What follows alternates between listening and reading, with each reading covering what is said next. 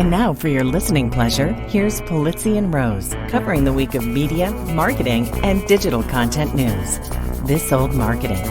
Take it away, boys.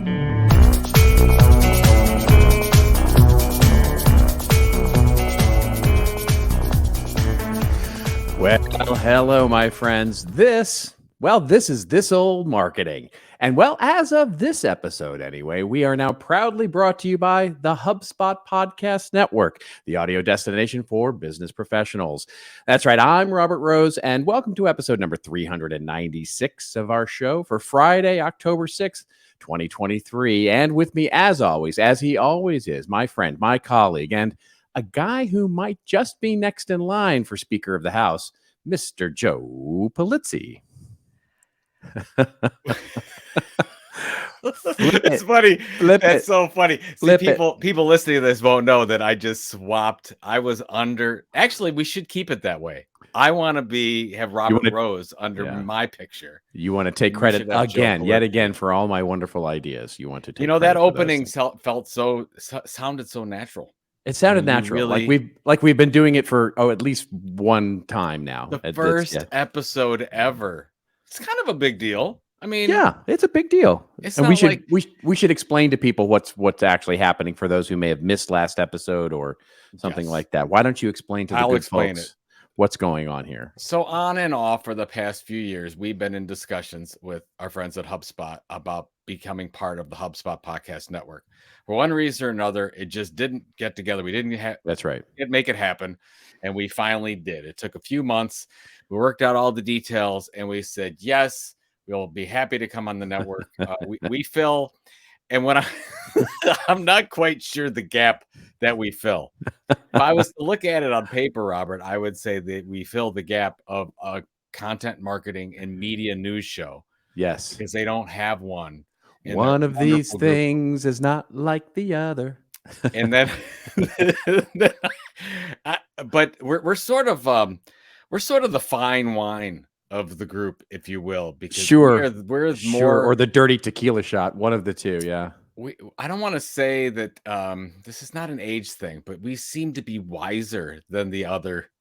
There you go. We're one of the oldest ones, that's for sure. I mean, not people. I would hazard a guess and say we are the oldest of the crew there. That it's a very young, very energetic, very dynamic group of people that we bond with, and I'm, so I'm confused. I mean, literally one of these things. You're confused most of the time. Anyway, yeah, that's true. I don't really know what you're talking about. I think they wanted to bring the energy level down a bit. I think they wanted adults in the room. That's right. And they said, all right, Joe and Robert, why don't you come bring it down to, just a hum, not a roar. Not a hum. Just a hum. Yeah, that would be it. Right. But basically, just so everybody knows, what happens is There's so many jokes that are right there that are like energizing. You can't go there. Yeah, I know that I can't go there because this is an adult show. That's correct. That's not an adult show. Yeah, that's right. It says it's a safe for work show.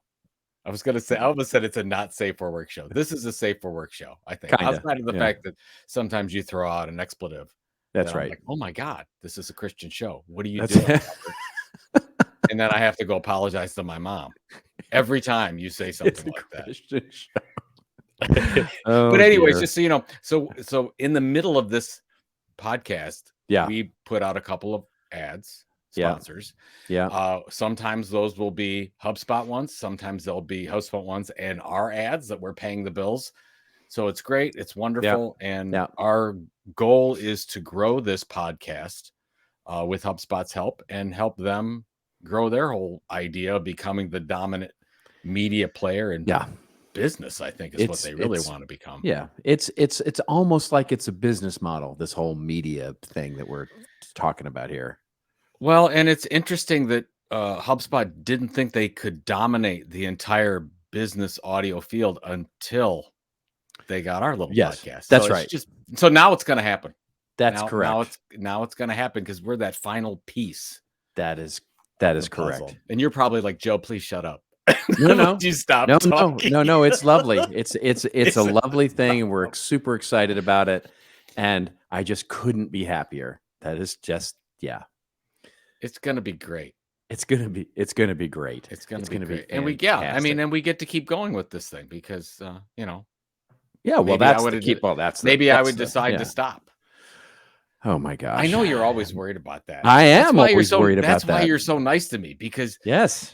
you really love this. I love this podcast too, but I think you love it more. And the first time when I left it, you were upset. It was like The Notebook, but for podcasts. It really was. I was Ryan Gosling in the rain, holding your face. Oh my God. Yeah. I don't know where that came from. That was Anyways, somebody will Photoshop that.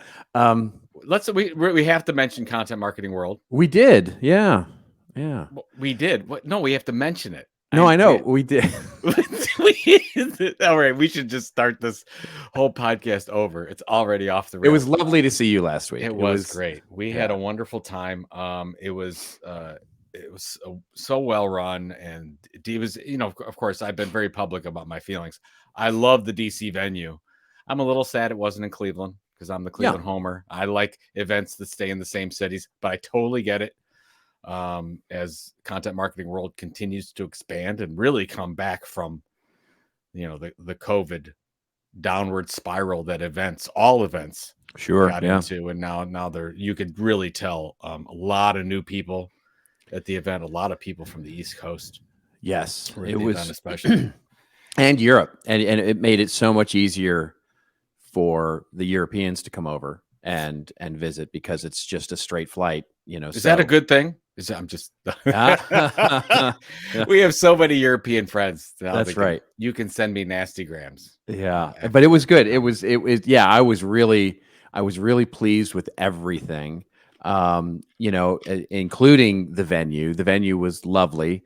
A little big, I would say. My only, I guess, not a critique necessarily, but just sort of a comment, I guess, was it was, it's big, and we need a big place.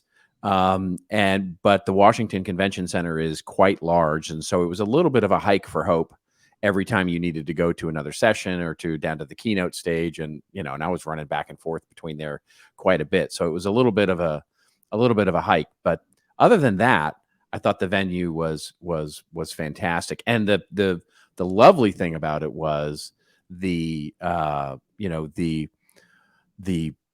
ability to have lots and lots of elbow room, right? You had lots of elbow room with, the places where you could go for lunch and the places you could actually have meeting rooms. And, so as an inside baseball person, normally the lack of like an office space or a lack to have a meeting space and all those kinds of things was tough because we used every inch of that Cleveland Convention Center. And this, we had, tons of office space. I had my own little room for a while. And so that was really nice too.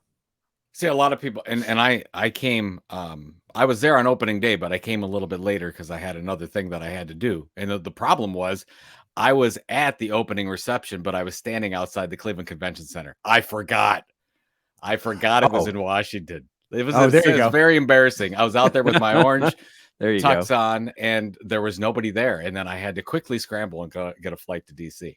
Yeah.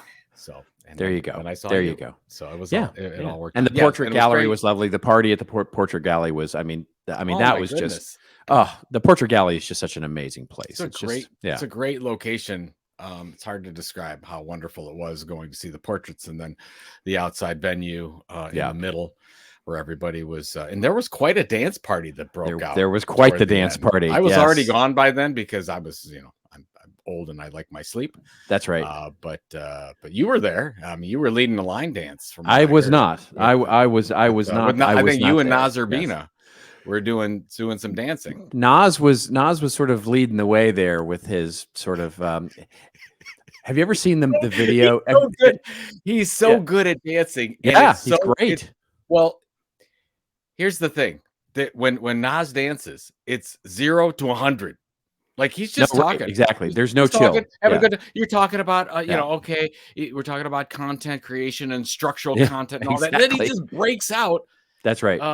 Doing some moves, and I'm like, wow, I did not expect this. It was quite entertaining. So hi, Nas. How you doing? Yeah. But yeah, it was great. and wonderful. And then I don't know the exact dates for next year, but it's in October. It in is. San It's a little Diego. later. Yeah, it's a little later, and it's in San Diego. And so, yeah, I mean, there may or may not be Ron Burgundy references throughout that whole thing. And We already know your opening is going to be Ron Burgundy. it may be I something don't even along those lines. there's no guessing involved. Yeah. That's exactly what it's going to San be. And Diego. you came out this year as the president, did you not? I did. Well, I attempted such a thing. I'm not sure it really read. I mean, I was looking at the photos going, I just sort of look like a dude in aviators. I didn't really pull off the whole Joe Biden thing. but I did have the baseball cap on, and I had the sunglasses, and so here's the one thing. It was an excuse to buy a new suit, and I got lots of compliments on my suit. So I was super. I actually have a suit that is it bespoke. bespoke? It is. It was. I actually spent real money on a new suit. There's nothing like spending money on a suit. It really isn't. I mean, Seriously. it was a treat yourself, right? So it was definitely to go out and get money for it. It makes me want to wear the suit. It really does, which is weird because I so rarely wear a suit, but that suit made me want to wear a suit because it's comfortable and it's nice and it fits. It actually fits, which is a big challenge for me. Well, I not at the event. I was wearing my custom jacket that my wife gave me as a gift, and it's got the orange thread on it, and it's just absolutely beautiful. But people don't know this. On the inside, instead of sometimes saying your name, like it should say Robert Rose or Joe Pulizzi, sure. It says property of Pam Pulizzi. I don't know what Does it really? Does it really? Does it really? You'll have to find out. You'll have to find out. So that is a fun fact. I mean, but it's worth it. It's worth it because the jacket is amazing, and I will absolutely be the property of Pam Pulizzi. All right, should we do a show? I mean, we're back. We're back in action. We're back. We're sort of on time. It's sort of on time. Yeah. If we got a new sponsor, it's just right back into the swing of things. Yeah, the only thing, we're not talking football. No, we got to mention it. Congratulations to your Cowboys. Thank defense you. Dominant is win. Legit. Yeah, dominant win. And I was at the Ravens Browns game. Dude, I don't even know what to say. I'm just, I mean, it's like one week your quarterback looks okay, and then the other week your quarterback looks like Deshaun couldn't play. So. I didn't even see the game. Oh, no, it wasn't Deshaun. Deshaun wasn't. Out. No, it was a rookie, as our rookie DTR, rookie quarterback from UCLA. Why is Deshaun out? I don't know. Just eight responses to that I was gonna have. Yeah, his shoulder hurt. Okay, and he couldn't find anyone could play for him. Okay, yeah. All right. So, anyways, it was unfortunate because it would have been a totally different game. Our quarterback was completely overmatched. I think we had 100 total yards in the entire game. It was embarrassing. It really was. And I get it. Rookie quarterback. You have a rookie running back. You have we didn't move the ball. We put the defense in horrible position. They were great in the first half, but they just kept giving them field position, and there's nothing they could do. So whatever. All right. Yes, let's talk about. Let's keep moving on. Yeah, let's move on then, because that's just no fun for anybody to talk about the Browns. All right, we have a wonderful show, and it'll start off. We'll talk a little bit about Linda Yaccarino. For those of you who are new to the show, that's how we say Linda's name. She spoke at the Code Conference on Twitter and the current status of Twitter, and it did not go that well.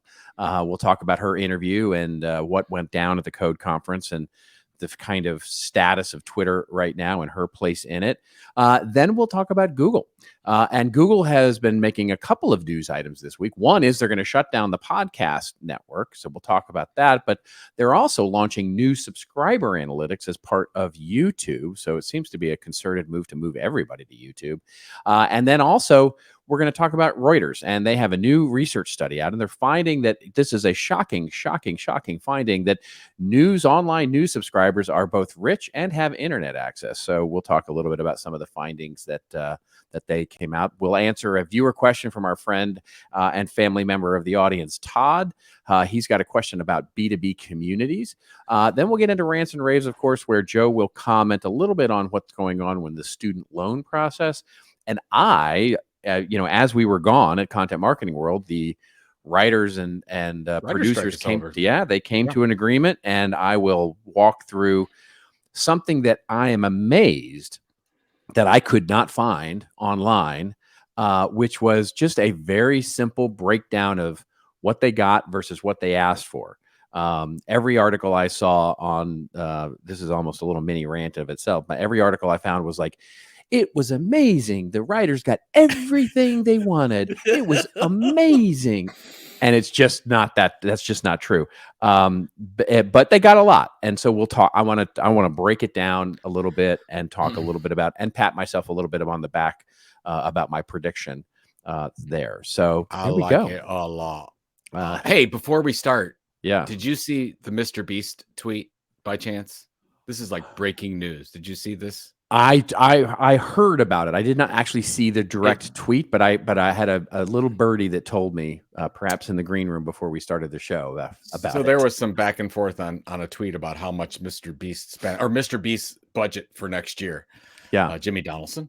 yeah. And he tweeted in response that he's spending, or in the budget is $120 million on the cost of doing his videos for 24.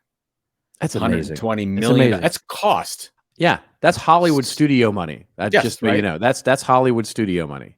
So it's just interesting that, you know, this creator who started in 2012 and in 2016 had 30,000 subscribers on YouTube, didn't hit 1 million until 2017. Now has $120 million budget. Yeah. So I can, which means, by the way, it means, by the way, he expects against that cost probably somewhere to double that, right? At least, well, that would be revenue. 50%. Yeah, I mean, there's other costs in there too. So I'm under the assumption that if you're just working like a traditional media company, he's looking at north of $300 million of revenue in revenue minimum. Could be more. And then who knows about? I mean, the whole Feastables candy bars thing is taking off. Did you know that? My wife bought a Feastables bar, and there's many different kinds. You know what kind that she bought? She bought the chocolate peanut butter. I was going to say peanut butter had to account in there, but the name of it is D's Nuts. Oh my god! Oh my gosh! Well, they're flying off the shelves. Folks. That's there. There you go. There you go. By the way, one of the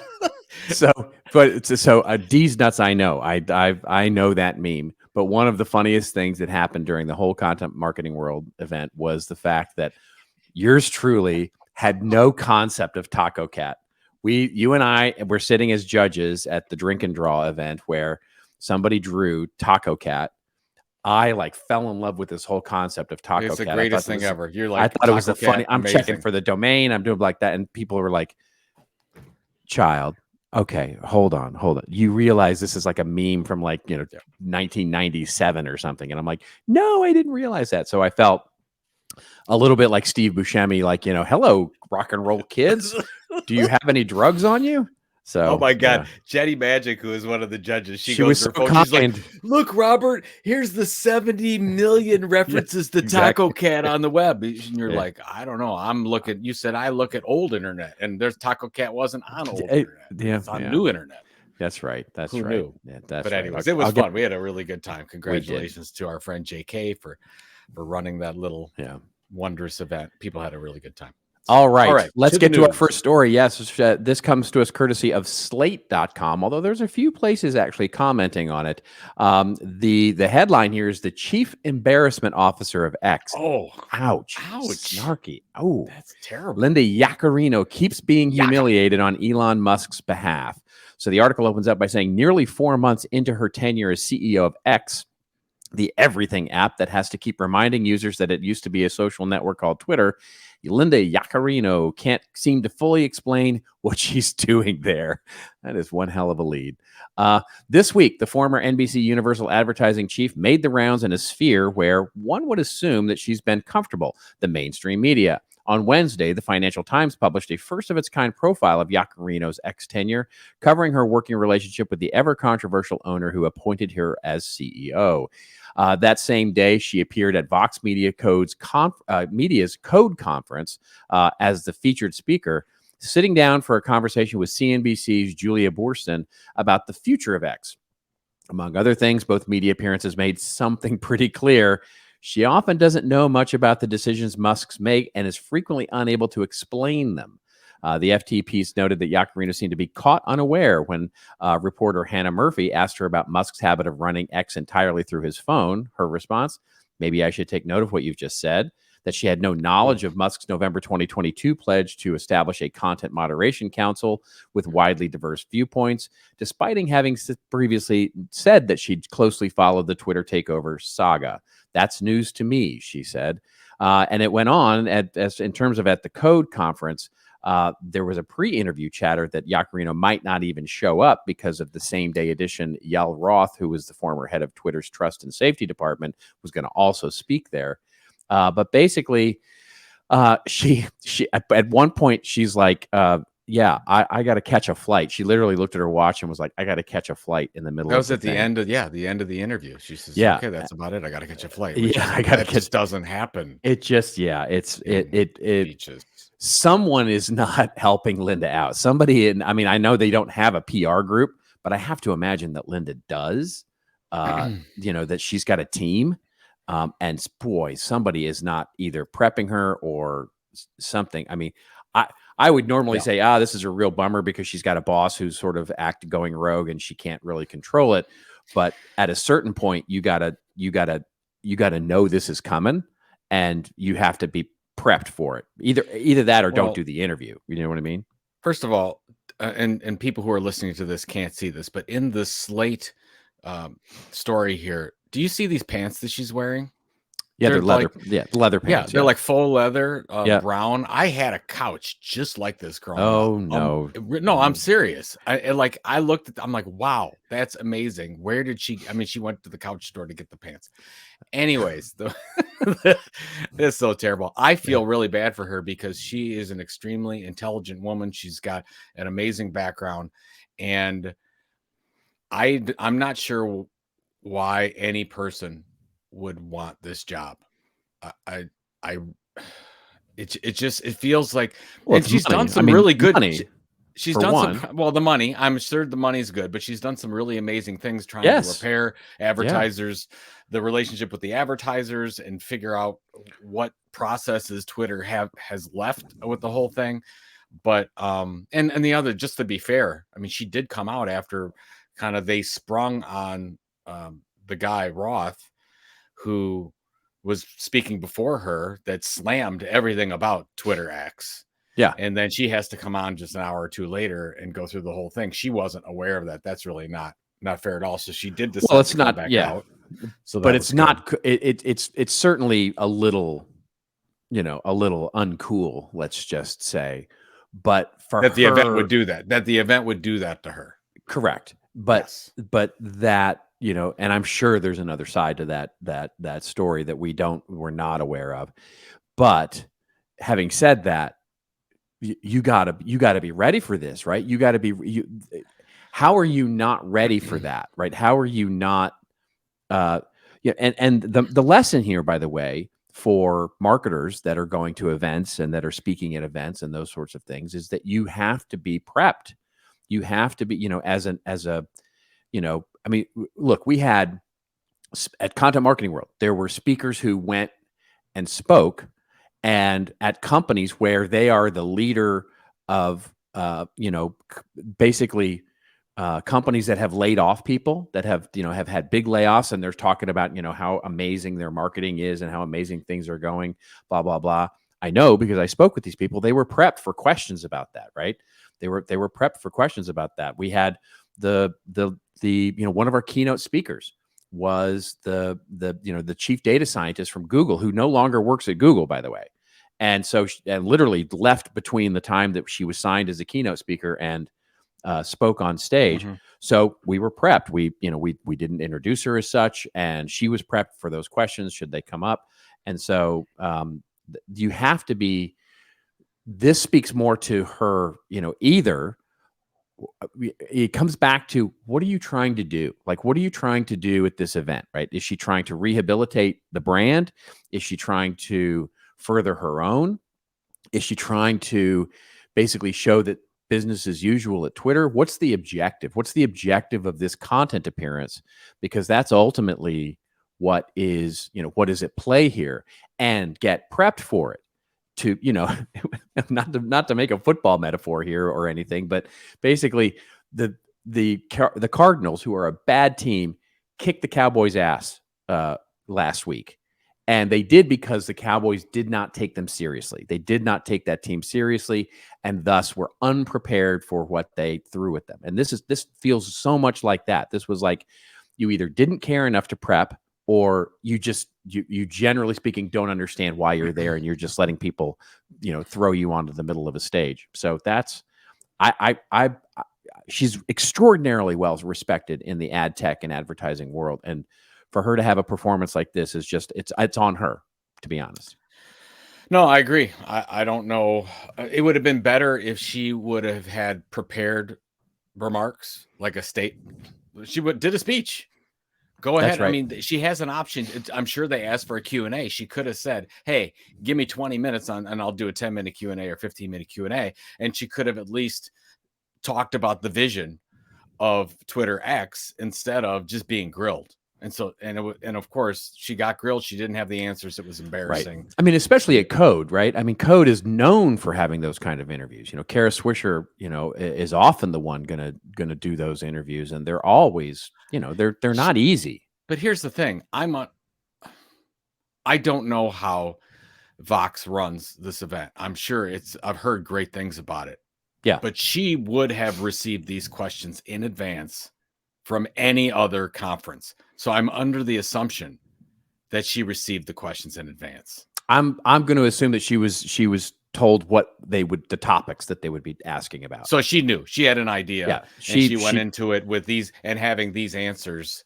And if she didn't, that's again on her. If she didn't, that's again on her. That if she didn't know the topics or was surprised by the tenor of the questions, right? How long does she stay? Oh, that's a great question. I'm gonna guess sometime early next year. I'm gonna guess sometime early next year. So it's October of 23. I can't remember their fiscal. I can't remember their fiscal. I can't remember. I thought they were an October fiscal, but yeah. So well, then that would year. Yeah, that would be the new year then, because basically results will come out for the fiscal and they'll be bad. And but it doesn't matter. They're a private company now. They can share whatever they want. They don't have to share anything. Oh, fair enough. Yeah, that's a good point. They're not public companies, so they can literally. So that pressure's off. It's really whatever they want. Good point to share. Good point. The comment that she had about getting back whatever it was, 90% of their advertiser base, that's not going to happen. It's not going to happen for two reasons. One is that Elon continues to alienate people, and the second thing is Twitter's just not a good advertising platform. It is not. If you're going to advertise right now online, you're going to look at 1, TikTok, and 2, Instagram, YouTube. Yeah. You're not going to send any of your money. And we've already seen a cutback in sponsorships. Huge cutback. from I'm going to sponsor everywhere with these social media platforms to generally 1 or 2. Well, I'll just put it like this. This was I think one of my biggest aha moments. Normally when we have Content Marketing World and we look at the social media activity, after I got off keynote stage and all the Wednesday morning keynotes would have happened, there would have been hundreds of tweets about what went on, what happened, who spoke, what they spoke about. It was crickets. I mean, there were a few. I'm not, wasn't none, but it was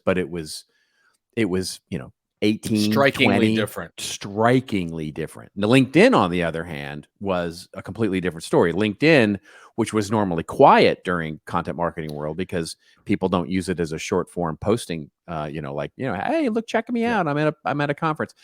That was a buzz, and Instagram and LinkedIn were the two buzzworthy social media channels. But this is really good to think about just for events, because you used to have it all siloed through Twitter. That was the main sharing platform. That was the hashtag and everything. So you still have, let's say, 20% onto Twitter, and then you have as you said, some on Instagram, some on LinkedIn, maybe a few on Threads. I don't Yeah. know, but you have probably half of that doing nothing now. That's right. They're actually, maybe it's a good thing. They're just sitting there listening, Yeah. trying to be a part of the event instead of tweeting about it. But That's right. I think you've lost half of that social media interaction. Yeah. It's curious. So. Well, speaking of great advertising platforms, amazing advertising platforms where paid media really, really gets its way, it's time for us to pay a couple of bills. And it's time for us to roll our wonderful sponsor ads. Go ahead and do that, Joe. You know, here at This Old Marketing, we like our football and football metaphors.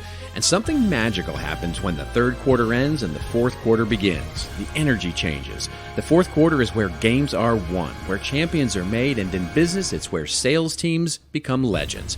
That's why HubSpot built Sales Hub, to give sales reps the deal-making tools they need to win in Q4 and close the year strong.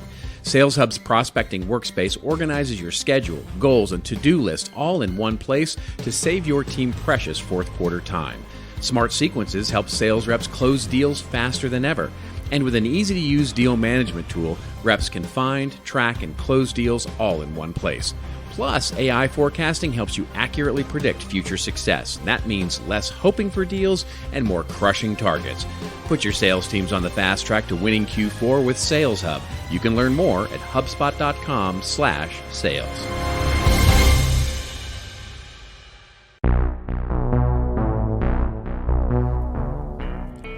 Well, hello there. I'm Robert Rose, one half of the two marketing chuckleheads that make up This Old Marketing. This Old Marketing is the newest show to join the HubSpot Podcast Network, the audio destination for business professionals with content designed to help you listen, learn, and grow. So what can you expect? Well, this is the part where I set those expectations. At This Old Marketing, my colleague Joe Pulizzi and I discuss what's new in content marketing, the business of media, and digital content creator news. It's always around an hour, that is unless Joe goes off on some tangent about his fondness for email or print. And if not educational, it's at least entertaining. Listen to This Old Marketing and more shows like us on the HubSpot Podcast Network at HubSpot.com/podcast network.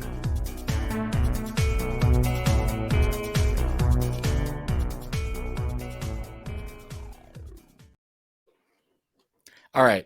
So that was pretty natural. That was pretty natural. Well, first of all, yeah, I thought that was great. I think that the one thing is you had to get the football reference in with the. They wrote that. Ad. That was. Oh, I thought you totally did that. No.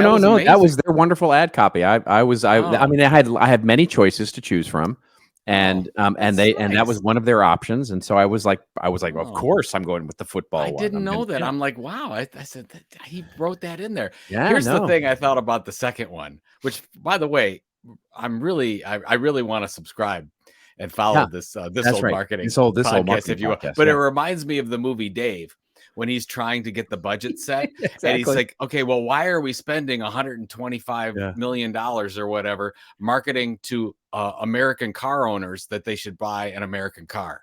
Right. Exactly. That's exactly what I was thinking. That's right. I'm listening to this. We're going to advertise to people to buy an American car that have already bought an American car. And he's like, that's right. He's like, okay, I'm not saying, and then Dave goes, I'm not saying that's a bad idea, but maybe we just need to reprioritize that a little bit. But anyways, I think that ad that you just read, I think that's going to go out on the other. I hope so. Yeah. Well, I certainly hope it's just not ours. I hope so. That would not work. Yeah. That would I mean, I don't know if we convinced anybody to stay with us. It's like, oh, well, shoot, I was listening already, but now that they're marketing what I'm listening to, I'm going to listen even longer. All right. What's next? All right. What is next? We are on to our next story here, and it is about Google here. We've got a couple of stories to pair together here. One is going to come to us courtesy of TechCrunch. And maybe this should be shocking to absolutely no one, but Google Podcasts are going to shut down in 2024 with listeners to the podcast migrated over to YouTube Music. The article opens up by saying Google announced this morning that it will be shutting down its Google Podcast app later in 2024 as part of its broader transition to move its streaming listeners over to YouTube Music. The company earlier this year announced YouTube Music would begin supporting podcasts in the US, which will expand globally by year end. And more recently said it was adding the ability for podcasters to upload their RSS feeds to YouTube also by year end. Today, Google says it plans on further increasing its investment in the podcast experience on YouTube Music and making it more of a destination for podcast fans with features focused on discovery, community, and switching between audio podcasts and video podcasts. So obviously we will be paying very close attention to that. We'll pair it with another story here in just a second, but I want to get your take on this on the Google, moving podcasts over to YouTube. I mean, this is like, we expected this, right? I mean, everybody's doing this now. Google Podcasts have never taken off. Right. And without working very hard on it, to be honest, YouTube's have. People from all over the world, all different age brackets, firmographics, whatever the case is, they listen to YouTube for music and podcasts. It's already there. Yeah. And if you're looking at where the battle for podcast and music listening is, I think it's between YouTube and Spotify. I mean, it's those two players, and it's almost as if Apple has conceded and said, well, whatever, listen to whatever player you want to.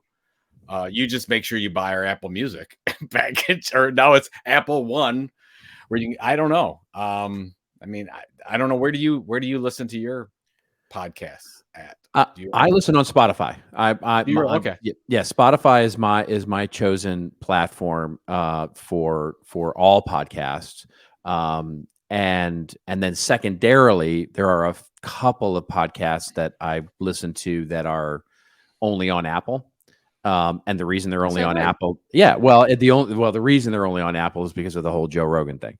So they went off of Spotify for a while and then have stayed off of it. And so, I'm still for a couple of podcasts, I'm still listening on Apple, but primarily, almost exclusively Spotify. Yeah. How about you? I use Overcast. Yeah. Okay. Overcast. Well, Overcast was great. I like Overcast, but I use Spotify for so many other things.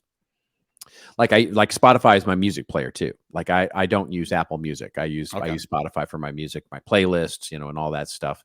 But it's interesting. I mean, having younger children and just seeing that their behavior. I mean, for anything audio, it's YouTube. It's and it's funny. A couple of years ago, I thought it was odd. I mean, when my youngest came to me and said, like, you're not doing anything on YouTube but the podcast, like, what's wrong with you? And I'm like, I don't know what is wrong with me. I should probably do that. I didn't think about it. Then you look at the stats and you're like, wow. So anyways, this move by Google makes a lot of sense. And again, you feel bad for those people that really focused on Google Podcasts. Most people don't. Most podcasters, they basically send it out to every possible channel like we do. It's like, okay, well, we'll send it out to YouTube. We'll send it to Apple. We'll send it to Google. We'll send it to Spotify. It's all good. So basically for us is you just, we're not sending to Google Podcasts anymore. No big deal. And then they can focus attention on YouTube. I think it's great for them. Yeah, I think it's really good, and it goes in line with the other story that we're pairing with this other story, which is that YouTube has now launched new subscriber analytics to content creators that are on the platform. The article coming from socialmediatoday.com, and basically the article opens up by saying YouTube has announced some new analytics updates, including insight into why subscribers cancel their channel subscription, which could assist in future planning. In addition to this, YouTube's also providing more specific insight into how new and returning viewers engage with your content in isolation, another helpful driver for content planning. First off, on the new and returning visitors, YouTube has added new element in Studio Analytics, which provides separate measures for each viewer cohort, which helps you understand what new viewers are watching, which that's really interesting to me. And then secondly, you've got a new and returning viewers tab, which will provide creators with a dedicated space to analyze the performance of their content based on audience segments. So basically you can see, you put up that really bad video and it causes everybody to head for the doors, or you put up that new piece of content and it has people, coming in. So you get a really nice, I think this is great in terms of giving insight into YouTube creators. And this, I think, in combination with the podcasting thing, it's clear that they're moving all of their audio, video. Google is moving it pretty much everything into YouTube, right? Underneath the YouTube umbrella, and really focusing on content creators, and this is obviously a reaction to TikTok and everything else that's going on, and as well as Spotify and music and audio. But anything, I mean, I've taken a look at it on my own channel, which is so small that it doesn't really matter.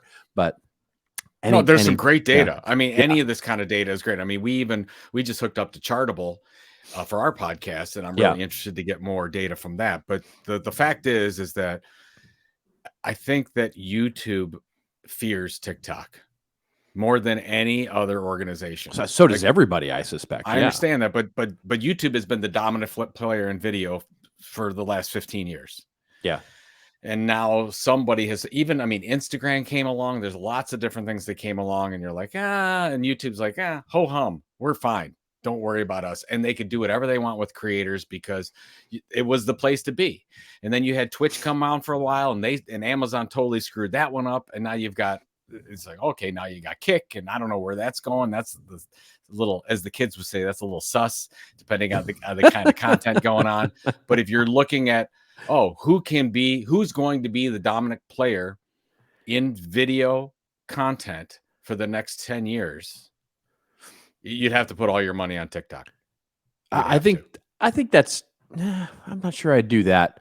I'm not sure I'd count Google out of this just yet.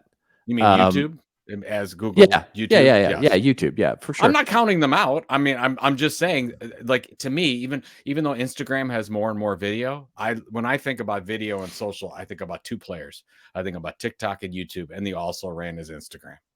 Yeah, well, and Facebook Reels, right? I mean, you're talking about Reels, basically. Instagram Reels, which is surprisingly good. Reels and getting better, but still, I agree with you. It's not a challenge for TikTok. But I think that's the average user on TikTok right now watches for an hour and a half a day. I know, it's amazing. It's 90 minutes. It's crazy. And a half a day.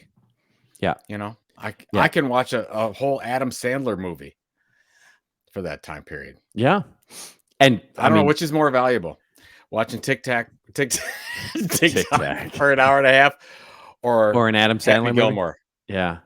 Well, the funny thing is that I don't know about you, but my feed right now, I mean, when I look at TikTok, my feed is almost exclusively scenes from movies. I mean, and I think it's just because that's what I tend to watch.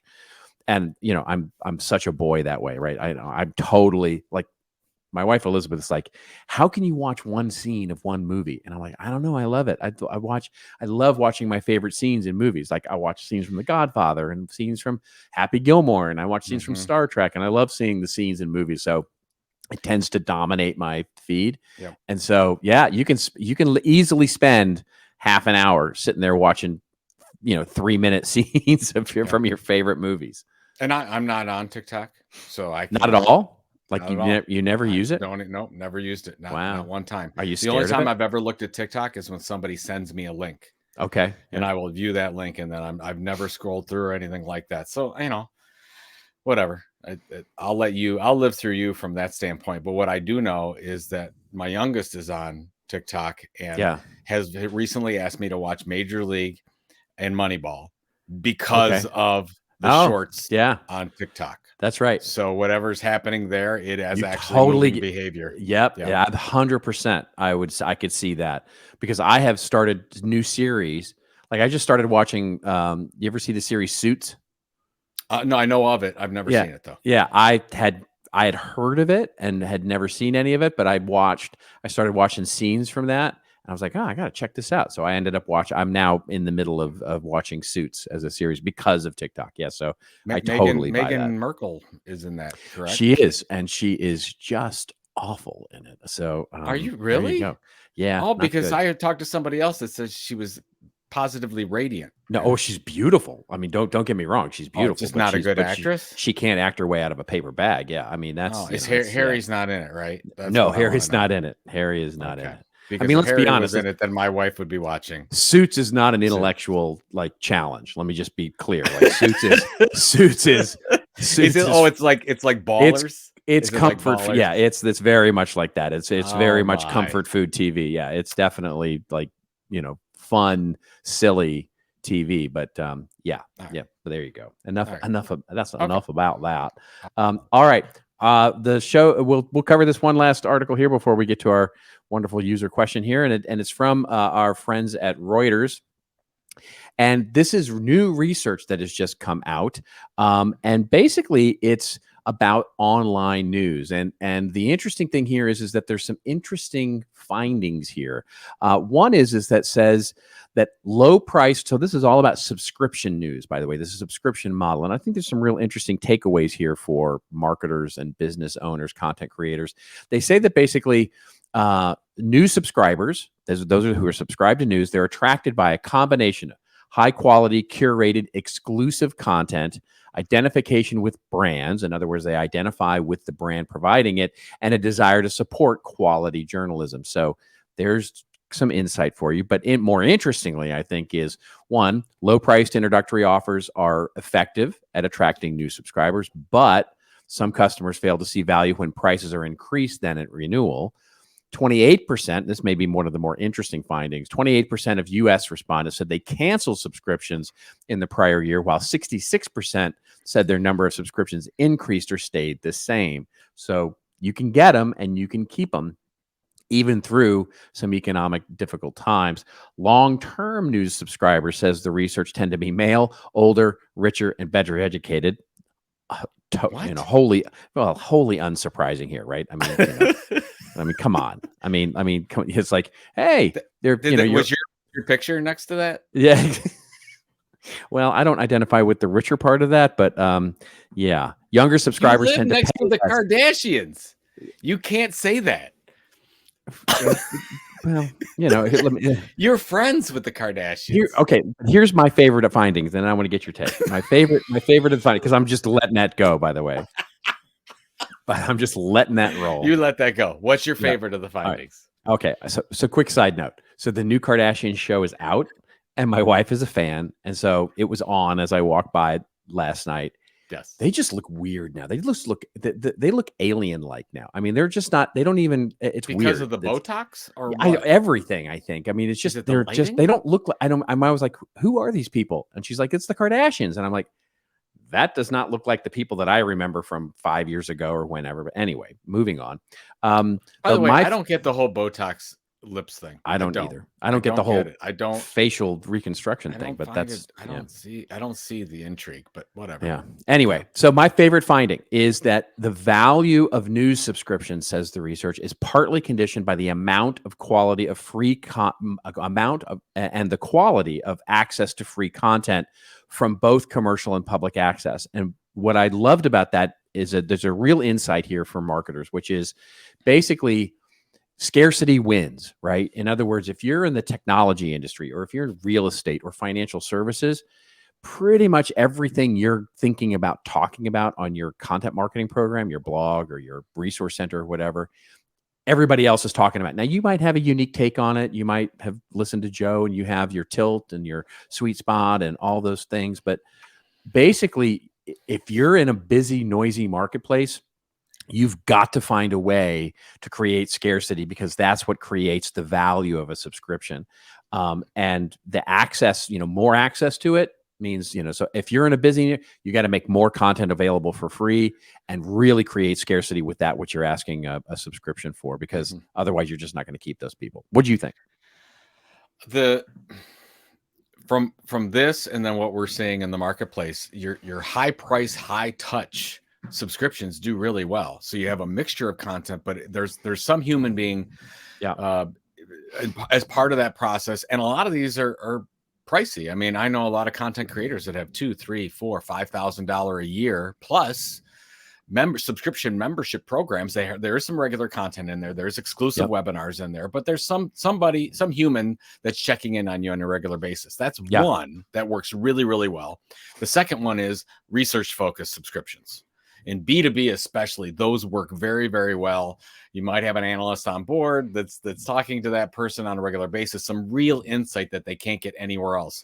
I'm not seeing a lot of uptick with exclusive content. In addition to this newsletter, you get a little bit more. In addition to this podcast, you get a little bit more. You get behind the scenes. I don't see those doing as well, except for if you wanted to target your 1% super fans. That's right. And from that standpoint, you can create who are my super fans that would want to support me with whatever I do? We're seeing Sam this Harris. Basically, if you're Sam Harris, for example. Yeah. Sam Harris is a really, it's, and if you have 100, 200, 500 people that really love you and support you, they'll buy anything. That's right. They will buy anything that you have. And then you can create a higher price point for that with some kind of exclusivity to the creator or the brand itself. So those are working really well. So I think these findings make perfect sense to me. Yeah, they're very interesting, and of course we'll link to it in the show notes and all of that. But all right, let's move on now to, before we get to rants and raves, let's move on to our viewer question of the week, and it comes to us courtesy of our friend and family of the show, Todd. Todd has a great question about B2B communities. If you want to roll that audio. Hello, gentlemen. Todd McCloskey reaching out. I have a question that I'm posing to you, and I think it's applicable for the whole audience. I've got a B2B event client.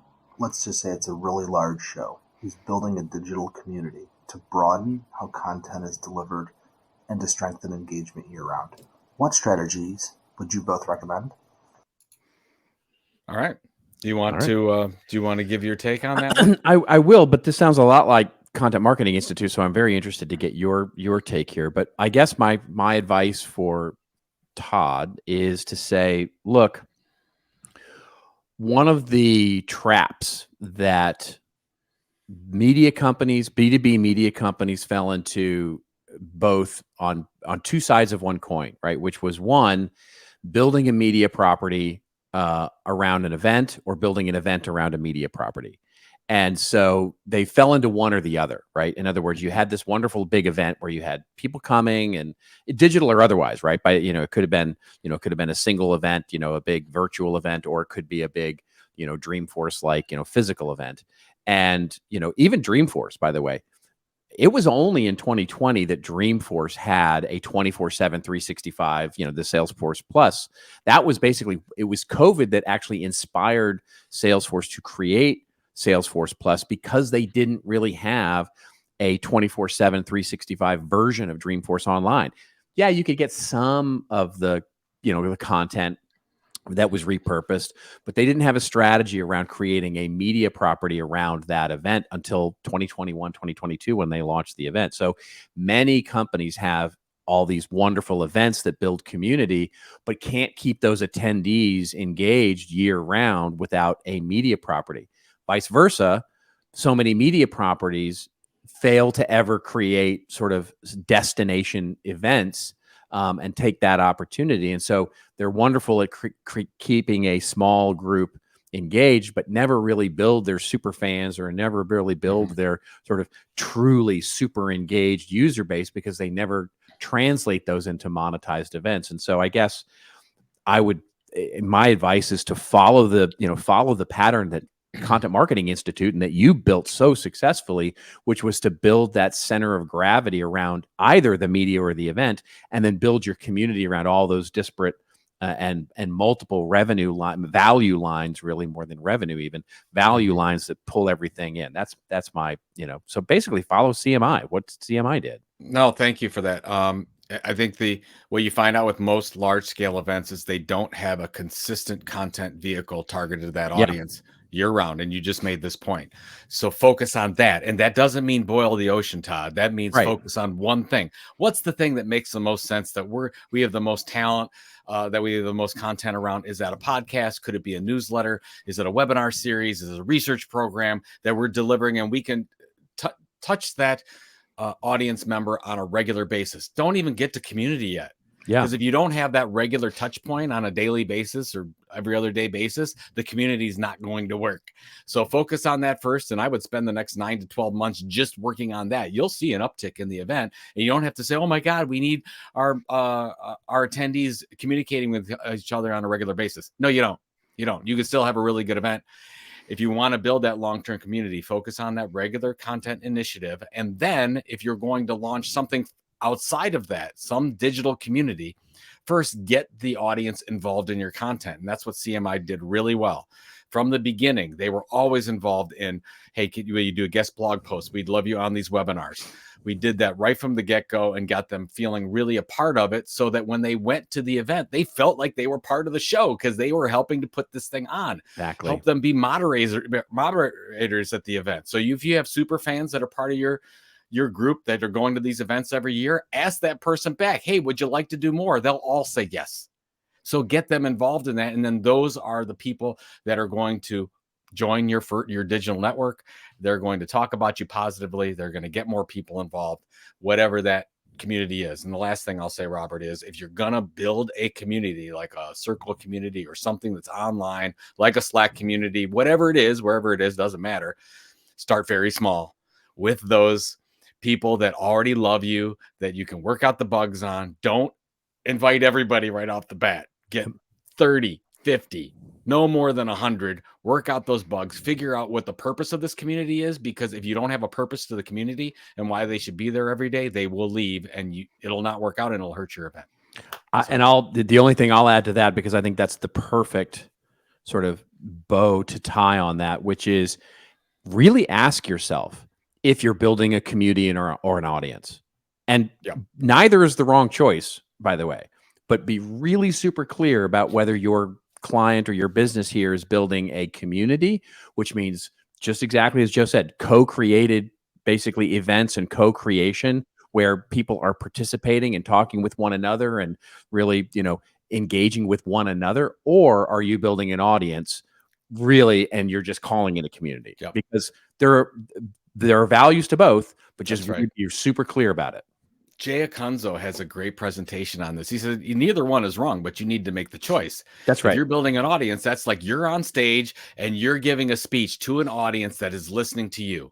There's nothing wrong with that. That has worked for a long time. If you're building a community, you're not on the stage. You're in a circle and you're all together talking. It's a much more difficult model, in my opinion. Yeah. So you have to make sure you spend the resources for it. Yeah, but it can be more powerful, right? Because yes, sure it is, but you have to give more. So if you're like, hey, I want a traditional media model, I don't want to invest more time, then just do the event thing and add in the content kicker, and you can be done with that, and you can be just fine. Exactly. So exactly. Good stuff. That's good stuff. Thank you for that question, Todd. And for all of you, by the way, you can leave us a voicemail at thisoldmarketing.com. You can ask questions. You can. The microphone's in the lower right-hand corner when you go to thisoldmarketing.com. We've had a lot of confusion about that. So I'm not sure why. It could not be more obvious. I don't know. Hey, maybe I need to move it around. Maybe I just should put it right in the middle of the page. Like a big arrow. Right it's just a big arrow pointing. We'll put it on there. Whatever. Yes, absolutely. All right. I interrupted you. I was just going to move us on to our rants and raves, where Joe and I go off on a little bit of a rant or a little bit of a rave, or about something that makes us feel like we're the current Speaker of the House and just about to get fired, or if we're not the Speaker of the House and don't have to worry about such things. I mean, that's a crazy, nutty thing that's going on right now. It's just, the one thing that's interesting. I was listening to the Prof G podcast recently, and they were talking about what's the older senator that keeps freezing? He's McConnell. Yeah. McConnell. Yeah. They were talking about the fact that him, and it's a terrible thing that what's going on right now with him, but they're talking about that staying in the news is hurting Biden, because age is always on when people see that. I just thought that was an interesting take, where people are seeing it happen in front of them, saying, "Oh, okay, well, there's a challenge in governing there when you're not healthy." So interesting. All right, you want to go first, or shall I go first? Yeah, I'll go first. Yours is more on point. Okay. Mine is. I don't know if I necessarily even have to show this, but I'll go ahead and show it. This is from Morning Brew, just talking about the student loan restart. And I wanted to bring this up because I don't think we're talking about this important issue enough, and what's going to happen with overall spending. So if people that don't know, there was a moratorium on having to pay back student loans starting in March of 2020. So this is right during COVID. So that was one of the relief measures. And for the past 3+ years, former students who've had loans haven't had to pay those back. Well, now they're coming due and you're going to have to start paying again. And you listen to the stories of how people use that money. They used it on buying cars. They used it on travel. They used it on subscriptions. They used it on all sorts of things. And the analysts, and so now they can't do that anymore. That discretionary spending for that is gone. Yeah. And they didn't like save it and hold back and say, oh, good. When my loans are good again, I'm going to use all that money and pay that down. Nope. They did not do that. U.S. consumers did not do that. And now all that money is going back to paying off these student loans. And it's said that in the next year, that's going to hit the U.S. economy for between $70 and $100 billion in lack of spending from what was happening there. And I think this is important to know, depending on who your target audience is and what you're going to be selling. And also, if you're just looking at the stock market or the general U.S. economy, I think this is going to play out for the next 12 months. I think it's a really, really big deal that we're not talking enough about. When you just say it's almost like, okay, you had the Trump relief that was out there, then that went away. That was a little bit of a shock. You had interest rates going so low, and then those rose higher, and then that was a shock, and then you've got this other shock, and it's interesting to see this happen. And I just think, depending on what you sell as a content creator or a marketer, this could impact your business. Sure. And we need to be aware of it. Yeah, so 100%. There you go.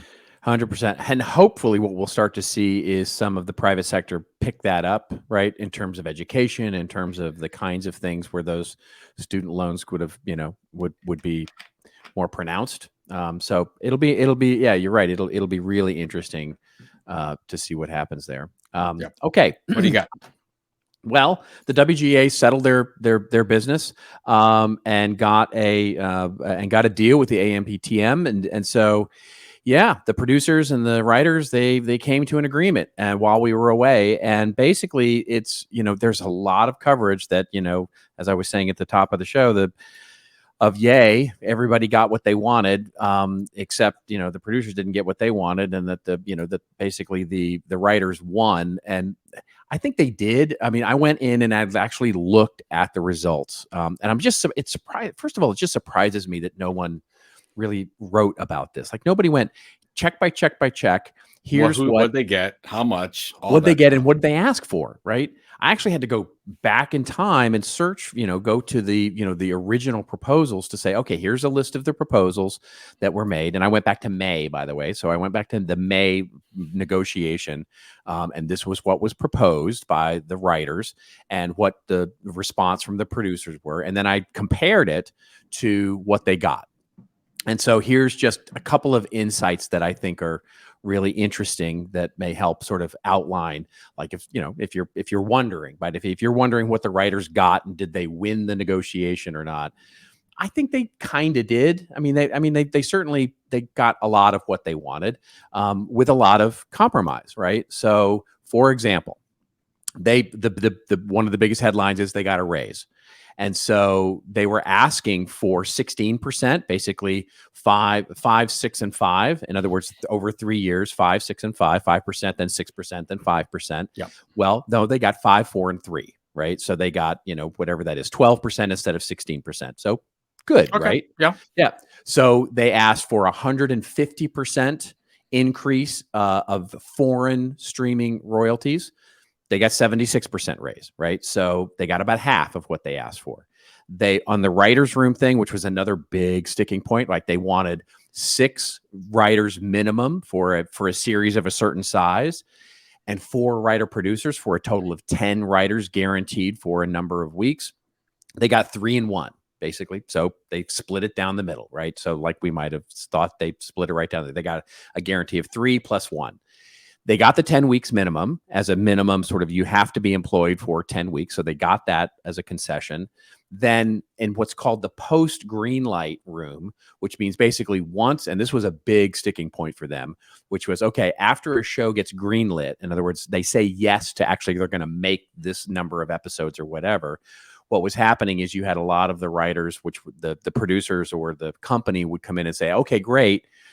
You get X, you can write the script before it gets greenlit, and then once it gets greenlit, now you go off on your own and write on your own time, and we have to have 10 episodes before this. And so there was a big problem with sort of when they were getting paid, how they were getting paid. So they were looking for basically a guaranteed employment. In other words, you actually have to employ them, give them money, a weekly paycheck, basically.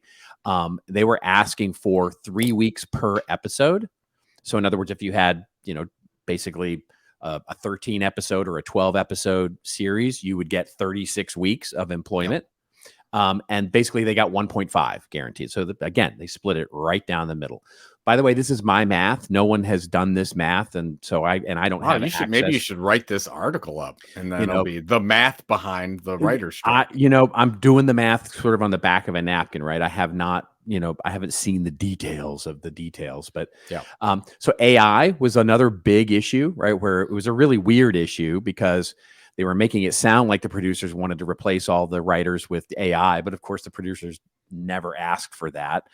So I guess the writers got what they wanted, but generally speaking, the producers didn't give up anything that they already had. In other words, writers can use AI if they want to, but only if the company or the producer that's on their show says it's okay. In other words, they have the ultimate say of whether AI can be used, but the producers can't use AI without the writers' permission, or they can't force the writers to use AI, and they can't use AI to create original material from other original material that's submitted. So Got it. Basically everybody has to disclose AI when it's getting used, and everybody sort of has to agree on what it is. And seems reasonable. And then the last piece, which was my prediction, and the biggest issue I thought going into this was the viewership based residuals. In other words, can you get more money if, you're, whatever show, some big popular show that gets downloaded 1 million times, and you get more residual money than someone whose show gets downloaded like 10 times. And so they didn't get that, nor did they get access to that data, which I predicted that they were not going to give that, because that's like the keys to the kingdom, and they're not giving that up. What they did get was a bonus based on aggregated hours in a month. So in other words, if your show gets XYZ number of aggregated hours, and it's based on budget and thing, you get a bonus, quite a big spiff basically on your particular show, which gets split among the writers, et cetera, et cetera. And they don't get the data, but the Writers Guild will get the data in aggregate form of all the streamers, right? So they'll say, hey, Netflix was, 400,000 hours streamed or whatever it is. So they'll get that, but they're not allowed to share that. And so that's what they got. So did they win? I think they kind of won. They certainly got a lot for their striking. They did not get the big prize in my mind. And I think that was the streaming residuals thing. Did you see any of John Oliver's take on this by chance? I did not. Well, he was so upset. He said that this deal that was struck could have happened on day one. Yes, that's 100% true. Needlessly 6 months of people going without 100%. I agree with that. I agree with 100%. I don't know what something was sticking, and I don't know what it was. From May, it seemed like the big sticking thing was the number of writers in the writing room and the residuals thing. So, I don't know if that was always the sticking thing, but I 100% agree with that this should have taken a few hours to negotiate.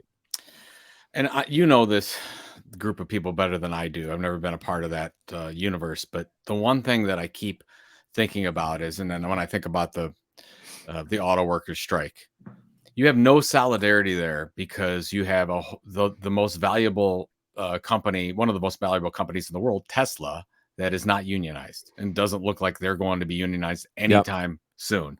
So they're being able to play by different rules than the GMs and the Fords and the Chryslers and those people. It's a very tough environment.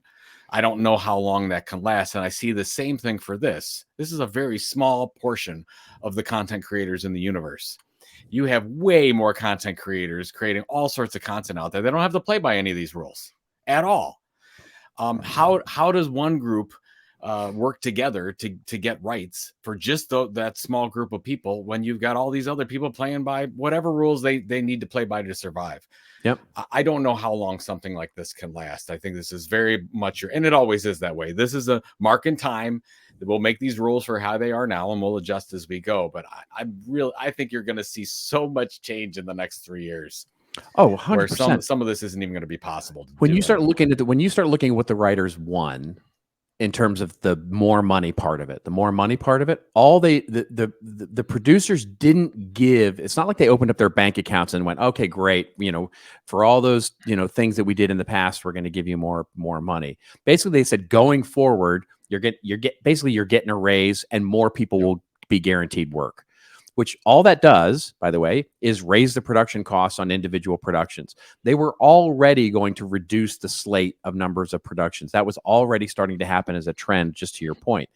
And now what you're saying basically is production costs are going to go up. Somebody could do the very sophisticated math here, but let's say by 20%, the production costs are going to go up on an individual production or a TV series or a movie. They'll just absorb that cost. It's not, they'll just absorb that. It'll just be more expensive to make a quality series. And so nobody got pickpocketed here. Let's just put it that way. They will get more money, but to your point, the bigger trends are still the bigger trends, and it's all shifting. Shifting sand, my friend. Shifting sands. All right, what do you got this week? I will be, as this is airing, I'll be in Boston. Oh, that's right. Marketing profs. Yeah. Marketing profs, because I completed the speaker form. Some people on the show did not. I did not. I did. So I'll be there, and yeah, looking forward to seeing a lot of the people I just saw at Content Marketing World. So you've got half of those speakers that will make their way from DC to Boston, and we'll do it again, but we'll focus more on B2B. That one I'm doing a different speech. That one is on unconventional approaches to content marketing. So nice. That's kind of in my most of the time, that's what I speak about is content marketing. So I'm back to the old tradition. How about you, sir? Drug you back in. they drug you back in. Drilling me back in. I'm heads down working. All the stuff that got put to the wayside as I finishing up. We announced, by the way, our American Marketing Association certification for content marketing. Congratulations. Thank you. I'm the instructor for that. So I'm putting the final, sort of little bows and, stickers on that to get it launched by the mid-month. And then, client work, starting to work on some clients and all that kind of stuff. So back to work we go. And of course, getting ready for our amazing show now brought to you by the HubSpot Podcast Network. The business destination for something. I need to go read my script. There you go. There we go. Yeah, you can sign us off here. All right. Thank you very much, ladies and gentlemen. We will see you again next week on this wonderful show. And until we see you next week, just remember, it's your story to tell. Tell it well. See you next week on This Old Marketing.